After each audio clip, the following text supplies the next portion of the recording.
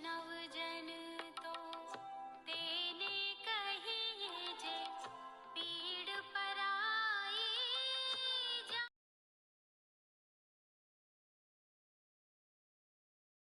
राम जी महाराज की जय। आज के चरित्र में मधुसूदन दास जी महाराज बाबा का चरित्र है। इसके पहले एक और संत हैं जिनका नाम है श्री कृष्णदास बाबा।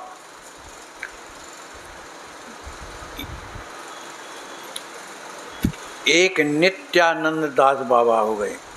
इनके छोटे छोटे चरित्र हैं। ये नित्यानंद बाबा जो हैं ब्रह्म कुंड में मने रहते हैं, वृंदावन के ब्रह्म कुंड में। तो इनके शिष्य भी अगर इनके सामने जब आते थे तो उन्हें वो दंडवत प्रणाम करते थे, अपने शिष्यों को। इस बात को देख करके एक शिष्य ने प्रार्थना किया, गुरुदेव अब हम अपने गुरुजी को प्रणाम ना करें और उसके पहले गुरुजी हमें प्रणाम करें तो ऐसे में हमारा क्या होगा। इस बात को सुन करके जो नित्यानंद बाबा थे कहने लगे, भैया मेरी दृष्टि में तो सभी कोई एक हो है, संपूर्ण संसार में भगवान की ही तो सत्ता है, तुम में मुझे भगवान का दर्शन होता है, इस कारण से मैं प्रणाम करता हूँ, मैं तुम्हें प्रणाम नहीं करता हूँ। इस तरह का चरित्र था। अंत में बहुत से लोगों ने भी कहा कि आप ऐसा ना किया करिए। उन्होंने कहा ठीक है भाई, मैं नहीं करूँगा। केवल इतना ही था कि दूसरों का भी वो सम्मान करते थे। जो मधुसूदन दास जी जो बाबा हैं ये सूर्यकुंड में रहते थे। और सूर्यकुंड कहाँ है? वृंदावन में। मधुसूदन बाबा जो थे ये बाल्यावस्था से ही इनका मन संसार में नहीं लगता था। इनके जो पिताजी थे बहुत बड़े आदमी थे, धन काफ़ी था। तो ये सोचा करते थे कि कुछ जब लड़का बड़ा हो जाएगा तब इनका हम विवाह कर देंगे, तो बहू घर में आ जाएगी तो ये घर का काम करेंगे और हम भी आराम से रहा करेंगे। लेकिन मधुसूदन जो दास जो थे उनको घर में अच्छा नहीं लगता था, क्योंकि पूर्व जन्म का संस्कार होता है। भजन करते करते कई जन्म का जब संग्रह होने लगता है तो कभी न कभी वो भलीभूत भी होता है। तो कई जन्मों का संस्कार, बचपन से ही उन्हें वैराग अनुभव होने लगा कि मुझे वैरागी बनना है। तो एक दिन की बात क्या है कि एक संत गांव में आए और उन्होंने भगवान की कृपालुता का वर्णन किया और उन्होंने ये भी कहा कि आज भी वृंदावन धाम में एक श्याम वर्ण का राजकुमार है जो बंसी बजाता है, वो अत्यंत ही सुंदर है। जो भी उनको का दर्शन कर लेता है फिर उन्हीं का हो जाता है, क्यों उसका स्वभाव बड़ा सुंदर है। वो अपने जनों के जो उससे प्रेम करता है उसके ऊपर कभी विपत्ति नहीं आने देता है, इस तरह का प्यार करता है, उसका पीछा नहीं छोड़ता, पर है बड़ा सुंदर और उसका हृदय महान है, बड़ा विशाल है। इस बात को जब मधुसूदन जी ने सुना तो उन्होंने कहा, भाई मुझे तो उस लड़के से मिलना है, चाहे कुछ भी हो जाए मुझे उस लड़के से मिलना है। अब निरंतर उसी की याद में खोया खोया सा रहता था। एकांत में बैठ जावे, चिंतन करे वो लड़का कैसा सुंदर होगा, मिलेगा तो मैं ऐसा कहूँगा, उसके पास रहा करूँगा, उसी की सेवा करूँगा। वो इसी में डूबा रहता था। तो इनके माता पिता इनकी उदासी को देख करके बड़े दुखी हो जाते थे। पूछते थे, बेटा क्या हो गया है, तुम इतने उदास क्यों रहते हो? तो उन्होंने कहा, वो कुछ नहीं कहते थे क्योंकि वो अपने हृदय की बात नहीं बताना नहीं चाहते थे। वो जानते थे कि अगर पिताजी से बताएंगे तो कुछ ना कुछ और बलाय पैदा करेंगे। लेकिन अपने लड़के की इस उदासी को देख करके पिता को बड़ी चिंता हुई और उन्होंने एक सुंदर सुशील लड़की को खोज करके और उनका विवाह कर दिया। अब जिस दिन बहू घर में आई उसी दिन रात ही को बाबा जी जो मधुसूदन दास थे और सरक गए वहाँ से। ऐसी हमारे कुठारी जी की कथा है, सरक गए। अब इधर तो रातों रात दौड़ लगाई उन्होंने कि कोई कहीं ऐसा ना हो कि सवेरा हो जाए तो हमारे पिताजी फिर पकड़ के ले आए। दौड़ लगाई, कहीं दौड़ते थे कहीं बैठते थे, पूरी रात दौड़े वो, पता नहीं कहाँ चले गए, और थे बंगाल के वो। बड़ा सवेरा जब हुआ उन्होंने पूछा, भैया यहाँ से वृंदावन कितना दूर? लोगों ने बताया, भैया अभी तो वृंदावन यहाँ से काफ़ी दूर है, पर बेटा हिम्मत मत हारो, चले जाओ, आराम से चले जाओ। तो कहीं रात रुकते हैं तो कहीं दिन में कहीं रुक जाते हैं, कहीं मधुकरी मिल जाती है तो खा लेते हैं, कोई दे देता है तो। बाकी लगन किसकी लगी है कि वो बालक कैसे मुझे मिले। कहते हैं बड़ा सुंदर है, वो हृदय में उनकी तस्वीर नाचने लगी, क्योंकि कल्पना करते करते वो चित्र हृदय में उदित होने लगता है अपने आप, है ना। तो इस तरह से उनके हृदय में आनंद आने लगा। अब ये किसी तरह से वृंदावन के नज़दीक पहुंच गए और एक वन उन्हें मिला। तो उन्हें क्या लेना देना है, वहाँ जमुना जी बह रही थीं, एकांत वन था, उसी के किनारे बैठ करके स्नान किया और बैठ गए। और बस चिंतन यही था कि वो सांवला लड़का कहाँ है, कहाँ रहता होगा, मैं किससे पूछूं। फिर मन में आया कि अरे वो आखिर परमात्मा ही तो है, भगवान ही तो है। वो कह रहे थे संत कि भगवान ही है, तो भगवान तो बिना गुरु दीक्षा के नहीं मिलते। अब मैं गुरु दीक्षा लूँ तो किससे लूँ? एकांत जंगल में विराजे हुए थे। उसी समय पर एक संत पहुँचते हैं और जमुना जी में स्नान करने के बाद उस लड़के के पास आते हैं और कहते हैं, सुनो तुम एक काम करो, शीघ्र स्नान करके आओ, मैं तुम्हें दीक्षा देना चाहता हूँ। बड़े प्रसन्न हुए, शीघ्रता से स्नान किया और महाराज ने उन्हें दीक्षा दे दिया। द्वादश अक्षर मंत्र का मंत्र दिया उन्होंने, है ना। और उसने जैसे ही प्रणाम किया उसी समय उनके गुरुजी अंतर ध्यान हो गए। अब जब अंतर ध्यान हो गए तब उन पूछ ही ना पाए, उनके कान में जैसे मंत्र गया था तो कुछ बेहोशी की स्थिति में हो गए थे और उसी समय वो प्रणाम कर रहे थे। तो अंतर ध्यान हो जाने के बाद पूछ ना पाए, आप कौन हो, कहाँ रहते हैं, आपकी सेवा कैसे करूँगा, या भजन आपने जो बताया तो कैसा करना, ये सब कुछ नहीं पूछ पाए। आखिर बड़े दुखी हुए, अब मैं क्या करूं। अब उन्होंने सोचा किसी संत से पूछना चाहिए। तो वहाँ नज़दीक में श्री कृष्णदास जी महाराज, जिनके चरित्र हम पिछले उसमें श्रवण कर चुके हैं, उनके पास आते हैं और आकर के और उन्होंने कहा कि महाराज मेरी दीक्षा तो हो गई है, लेकिन मैं गुरुजी को नहीं जान पाया, वो अंतर ध्यान हो गए हैं। आप कृपा करो, मुझे भजन की रीति बताओ और मैं प्रेमा भक्ति करना चाहता हूँ, जिससे भगवान में मेरा प्रेम हो।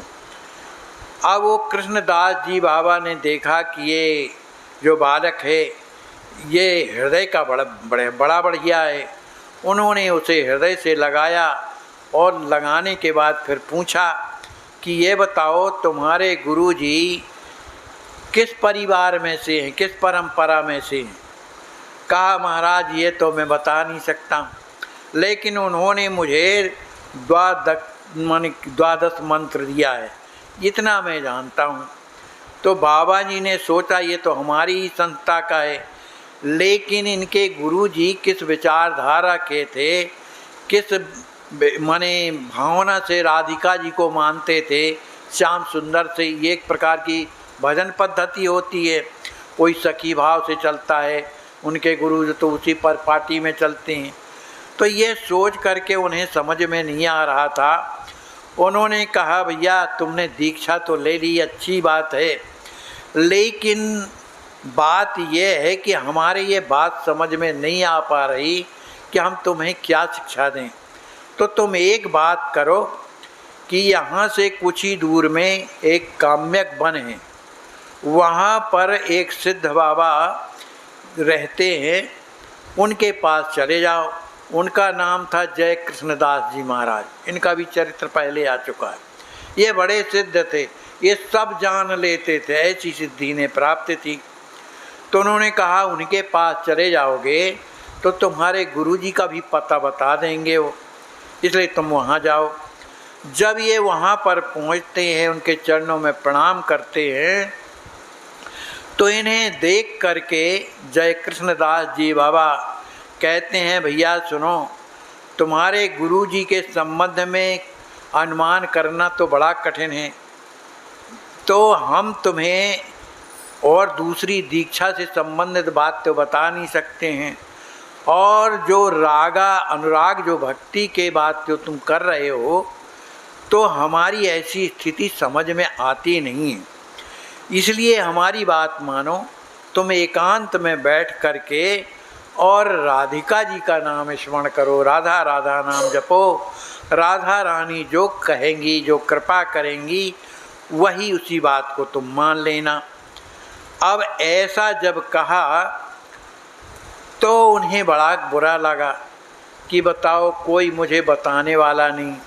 तो फिर बाबा बोला, कहा सुनो बेटा, पर्वतों से गंगा जी निकला करती, और पर्वतों से जब गंगा जी बड़े वेग से निकलती हैं तो उनके सामने बड़ी बड़ी चट्टानें भी जब आ जाती हैं तो गंगा उन्हें तोड़ फोड़ करके और अलग करके आगे बढ़ जाती है।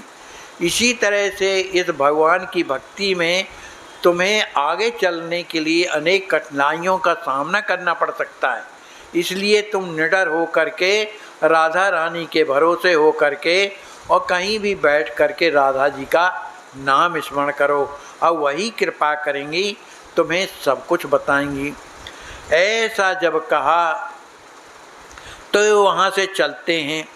अब उनका मन होने लगा कि अब मैं क्या करूं, तो आकर के वो राधा कुंड के समीप बैठ जाते हैं और बैठ करके सोचने लगे कि अगर मेरा जीवन समाप्त हो जाता तो ज़्यादा अच्छा, क्योंकि मैंने दीक्षा भी ली लेकिन उसका कोई प्रयोजन नहीं।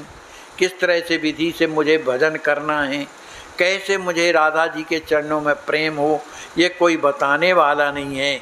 इसलिए इस जीवन को समाप्त करना चाहिए। राधा कुंड आज भी विद्यमान है, बड़ा गहरा है।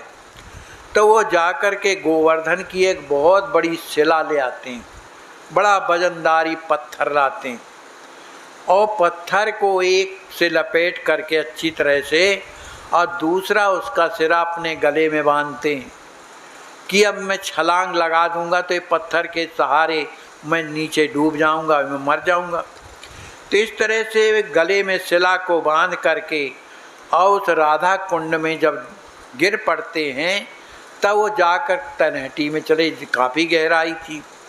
अब उन्हें प्राणों की तो चिंता नहीं है, उनके जीवन का यही है कि मुझे वो जो बालक है उसका दर्शन करना है, लेकिन मेरी क्रिया ही बिगड़ गई है, मेरे गुरुजी ने मुझे कुछ नहीं बताया, अब मैं क्या करूं, अब राधा रानी भी मेरी सहायता क्या करेंगी, है ना। इस तरह से सोच करके वो गिर पड़े थे। अब इनको पड़े 1 दिन हो गया, 2 दिन हो गया, पूरे शरीर में पानी भर गया, अब इनकी स्मृति भूल गई। तीसरे दिन जब इन्हें कुछ स्मृति आती है तो क्या देखते हैं कि ये राधा कुंड के ऊपर किनारे में पड़े हुए हैं, इनके जो गले की रस्सी है वो छूट गई है, और उनके हाथ में एक पत्र है जो ताल पत्र कहलाता है, उसमें कुछ लिखा हुआ है, इस तरह से उनके हाथ में है। अब वो उस पत्र को देख करके और जब पढ़ने की कोशिश करते हैं तो पढ़ते बनता नहीं था, क्योंकि वो पता नहीं क्या लिखा था उसमें, सभी कोई नहीं पढ़ सकते रहे। तो जानते थे कि ये तो राधा रानी ने कृपा किया, तभी तो मुझे बचाया, मैं तो मरने के लिए राधा कुंड में कूद गया था। अब उस पत्र को लेकर के पहले कृष्णदास जी के पास जाते हैं जहाँ पहले मिले थे।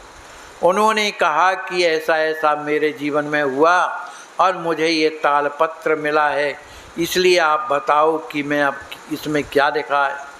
उन्होंने भी देखा, कहा तुम पर राधा रानी की तो कृपा है, इसमें कोई शंका नहीं है, लेकिन इस पत्र में क्या लिखा है ये मेरे समझ में खुद नहीं आ रहा है। तो तुम एक काम करो, वही काम में बन जाइए और जय कृष्ण दास जी को ये पत्र देना, तो वो तुम्हें बताएंगे। जब उनके पास जब आते हैं तो जब उन्होंने पत्र देखा, ताल पत्र को, तो सिर में धारण किया और उनका हृदय जो है भरे आया कि राधा रानी ने कृपा तो किया। और उन्होंने कहा, भैया ये पत्र जो तुम्हारे पास है इसमें स्पष्ट रूप से उल्लेख नहीं है कि तुम्हें क्या करना है, मार्गदर्शन ठीक से इसमें आया नहीं है, इसलिए तुम एक काम करो कि राधा रानी की ही कृपा से तुम्हें ये रास्ता मिल सकता है, तुम राधा कुंड में जा कर के उन्हीं को पुकारो, उन्हीं से प्रार्थना करो।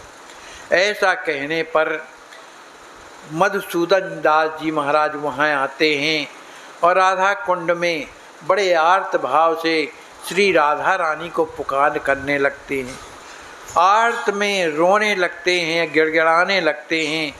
और तब श्री राधा रानी से रहा ना गया, क्योंकि रक्षा तो वही कर रही है ना, उनसे रहा ना गया और प्रकट हो जाती हैं, बोलिए श्री राधा रानी जो की जय हो। और उन्होंने आदेश दिया कि तुम जा कर के सूर्य कुंड में जा कर के भजन करो, वहीं तुम्हारा जो मन के भाव हैं सब तुम्हारे पूर्ण होंगे। तुम्हें जो मंत्र मिला है उसमें जो किसी को बताने की आवश्यकता नहीं है, ये गोपनीय रखना, लेकिन इस मंत्र का जाप करना, ऐसा राधा रानी ने आदेश दिया। तब ये सूर्य कुंड में आकर के रहने लगे और भजन करने लगे। लोग उन्हें मधुसूदन दास बाबा कहने लगे। मधुसूदन दास नाम उनके गुरु ने पहले से दिया था, जो मिले थे कि तुम्हारा नाम मधुसूदन दास। एक दिन की बात है कि मधुसूदन दास जी को रात में श्री राधा रानी ने स्वप्न में आदेश दिया कि जिस घाट में तुम स्नान करते हो राधा कुंड में, उसी घाट में जैसे ही अंदर जल में जाओगे तो जब तुम्हारे कंठ तक जल जब मने हो जाए, वहाँ पर एक शिला रखी हुई, उस शिला को बाहर निकालना, उनकी पूजा करना। और शिला क्यों पूजनीय हो गई है? क्योंकि इस शिला पर हमने अपने आभूषण रख लिए थे, जिसके कारण उसमें छाप आभूषणों की पड़ जाने से वो आज भी उसमें छाप बनी हुई है। तो उसको निकाल करके और तुम इन्हीं की पूजा किया करो। वो शिला आज भी वहाँ पर सूर्य कुंड में रखी है, रोज लोग दर्शन भी करते हैं। तो वो शिला को बाहर जैसे लाते हैं, बहुत वजनदार शिला थी, लेकिन वो फूल जैसे बिल्कुल उठ गई और किनारे ला करके उन्होंने रख करके उन्हीं की पूजा करते थे, रोजाना पूजा करते थे। तो मधुसूदन बाबा पूजा करते कब तक थे? जब तक दिन नहीं निकलता था, और फिर इसके बाद अपनी कुटी के अंदर चले जाते थे तो निरंतर भगवान का नाम स्मरण करते थे। मधुसूदन बाबा रात्रि में कुंड के तीर पर बैठ करके बड़े जोर से राधा राधा राधा नाम स्मरण किया करते थे। हे वृषभान नंदिनी जो मुझ पर कृपा करो, ऐसा कह करके रोने लगते थे।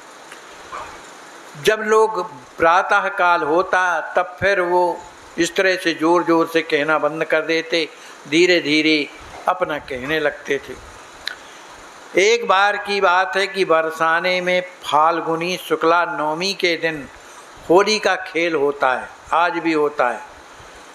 तो उसमें दिन के बाद माने दोपहर के बाद बाबा सफ़ेद वस्त्र धारण करके और उसी गांव में जाते हैं जहां पर होली का उत्सव होता है। तो जैसे ही वहां निकट पहुंचते हैं तो उन्हें राधा और श्याम सुंदर का दर्शन हुआ, होली खेल रहे हैं। ऐसा देखते ही उनके मुंह से ऐसी स्थिति बन गई कि पागल से हो करके वहाँ पर गिर पड़ते हैं। उनके मुख से झाग निकलने लगा, आँखों से अश्रु बहने लगे और उनके जो है प्राण तड़पने लगे। इस स्थिति को देख करके जो वहाँ के रहने वाले जो ग्वारिया थे घबरा गए कि पता नहीं ये क्या हो गया बाबा को। सभी कोई पहचानते थे। इसके बाद थोड़ी देर के बाद बाबा को जब होश आया तब हुंकारी जोर से मारते हैं उठ के और बैठ जाते हैं। तब देखते क्या हैं कि उनके जो सफ़ेद वस्त्र थे वो लाल रंग में रंग गए, क्योंकि होली का दर्शन उन्हीं को हो रहा था, किसी को और तो हो नहीं रहा था। एक दिन की बात है, किसी व्यक्ति ने महाराज से कहा, वो कुटी में बैठे भजन कर रहे थे, तो कहा कि आपकी धर्मपत्नी आपको खोजते हुए और यहाँ ही आ रही। इस बात को जब सुना तो बड़े दुखी हुए। उन्होंने कहा, यद्यपि उस समय अवस्था उनकी अब वृद्धावस्था हो गई थी, उनकी पत्नी की भी अवस्था वृद्धावस्था में हो गई थी, तो उन्होंने सोचा तब तो यहाँ सूर्यकुंड में रहना ठीक नहीं है, वो गोवर्धन चले जाते हैं। जब गोवर्धन चले जाते हैं तब तक उनकी पत्नी आती है। पता लगाया कहो तो गोवर्धन चले गए। जब वो गोवर्धन जाती है तो बाबा कहीं और चले गए। जब वहाँ भी जाती है तो मने पता ही नहीं लगता। तब उनकी पत्नी को लगा कि मेरे जाने से उनके भजन में विक्षेप होता है, इसलिए वो लौट करके अपनी बंगाल चली जाती।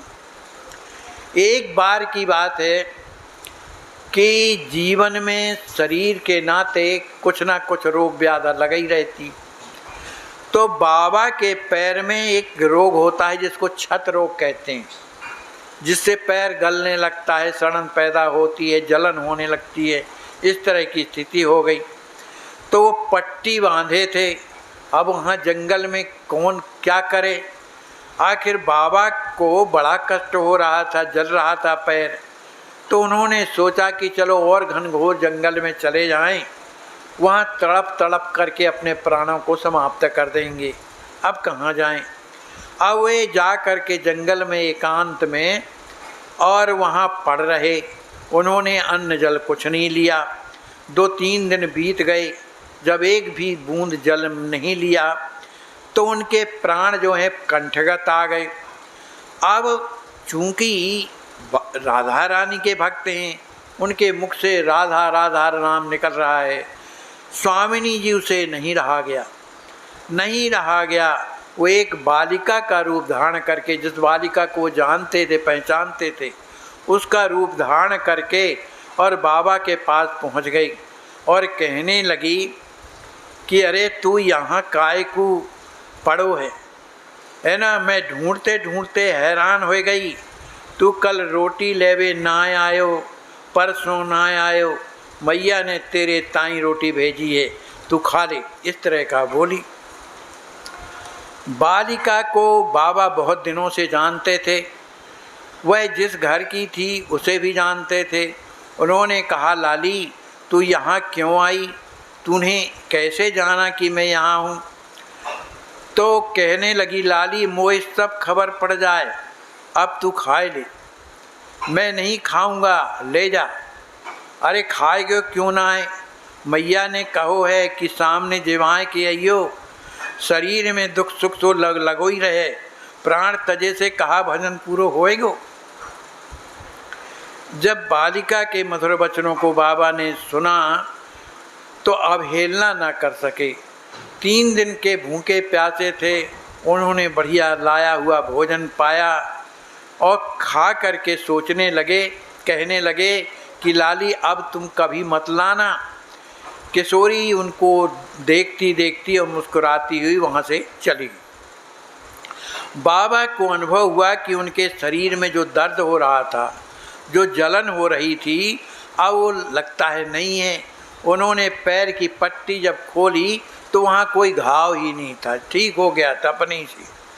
अब तो इन्हें संदेह हुआ कि वो बालिका नहीं है जिसके घर में रोजाना मधुकरी मांगने जाता था, वो तो कोई और नहीं, मेरी राधा रानी ही थी। अब तो बड़ी दुखी हुए, लेकिन फिर भी मन नहीं मान रहा था। वो बाबा उसी गांव में पहुंचते हैं और जा कर के मैया से पूछते हैं, मैया तेरी लाली कहाँ है। तो मैया कहती है वो तो ससुराल में। तो उन्होंने पूछा कब गई है? कहा 3 महीने हो गए। अब बाबा जी ने सब रहस्य जान लिया।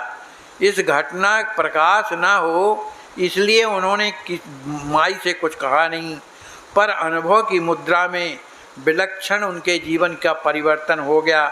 उनके दोनों नेत्र बहने लगे। हा राधे, हा करुणामयी, हा दयामयी, आप आई मुझे भोजन दे गई, लेकिन मैं आपको समझ नहीं सका, आपका दर्शन नहीं कर पाया, आपके चरणों में प्रणाम नहीं कर पाया। ऐसा कह कर के बाबा रोने लगे। भैया क्या जाने कि ये बाबा क्यों रो रहा है। अब एक दिन की बात है कि कार्तिक का मास था। बाबा के मन में आया कि भैया मैं भागवत का पाठ करना चाहता हूँ। तो ब्रजवासियों ने पूरा इंतजाम कर दिया। बाबा पाठ करने लगे। तो उसी समय सूर्य कुंड में एक डोम का बच्चा आकर नित्य पाठ सुनता था, रोजाना पाठ सुनता था। उसे देख करके ब्रजवासी नाना प्रकार की आलोचना करते। अरे बाबा, मालूम ये बालक कौन है जिसकी जो कथा सुनने आता है? अब वो कोई डोम के रूप में कोई और तो थे नहीं। अब पाठ एक दिन चल रहा था और बाबा बड़े प्रेम से पाठ कर रहे थे। उनके नेत्रों से आंसू बह रहे थे। इसी समय वह बालक जा करके जो डोम का था उनकी गोद में बैठ गया। अब जब गोद में बैठ गया तो बाबा को ऐसा कुछ लगा जैसे बड़ा करंट टाइप का लगा। उन्हें आंखें खोल के देखा तो मैं उन्हीं का दर्शन हुआ जिस लड़के को वो चाहते थे कि वो मुझे मिल जाए तो मैं उससे प्रेम करूं, प्यार करूं। इस तरह की स्थिति बाबा की हो गई। अब तो पढ़ना तो गया एक तरफ, उसी में डूब गए। बार बार देखते थे कि तो बड़ा सुंदर है, ऐसा है वैसा है, वहीं इस तरह से अपने हृदय से लगाते हैं। उस बालक ने प्रश्न किया मन बाहर करने के लिए। कहा बाबा एक बात तो बता। बाबा ने कहा बता भैया क्या है। कहा भगवान कृष्ण ने जो रास पंचाध्यायी जो सुना रहे हो इसमें इसके बाद फिर वो कहाँ गए? सेवा कुंज में गए कि संकेत वन में गए? कहाँ गए? ऐसा जब कहा तो बाबा प्रश्न का उत्तर न दे पाए। उसी समय पर उनका जो है सिर बम जैसे फटा, ब्रह्मरंध्र में छेद हो गया और वहाँ से उनके प्राण देह से निकल करके और भगवान के चरणों में समा गए। और आज भी उस बाबा की समाधि वहाँ पर सूर्य कुंड में बनी हुई है। बोलिए जगन्नाथ महाराज की जय। श्री सीताराम जी महाराज की जय। श्री व्यास जी